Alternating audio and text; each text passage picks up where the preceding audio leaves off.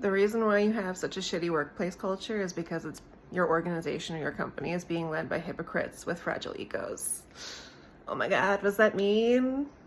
I don't care. Let me explain though. Let me explain. So,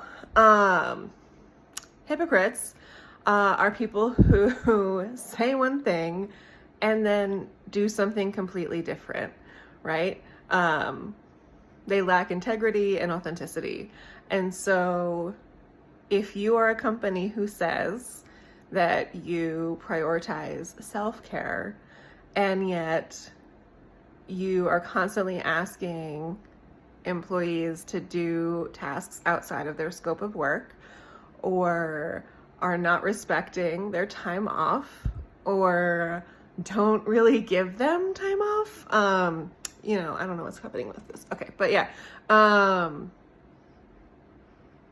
you're untrustworthy. You're a liar. So, you know what I mean? Or if you say that you value professional growth and development, but you have managers who are constantly undermining their emerging, like the leaders on their team, or you haven't given or offered promotions, bonuses, or raises to somebody for 2 to 3 years. I know that can be hard in places that are funded by grants or governments or insurance, but you need to get creative. If you're going to say something, you need to be able to back it up with action. And if you can't, you need to figure it out. You need to be receptive. You need to understand what's happening. And this is where the fragile egos come in, because places where that doesn't happen, or part of why that doesn't happen, is because people don't know how to take feedback.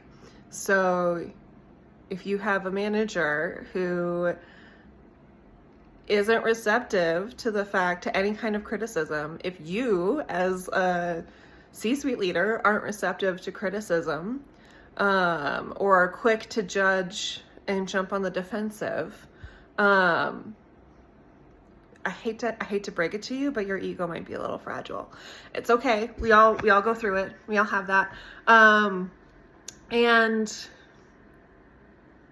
the only way around that is getting really honest with yourself, doing some individual work to figure that out, and also learning how to both provide and receive feedback, because that is a skill. It is a skill that is learned.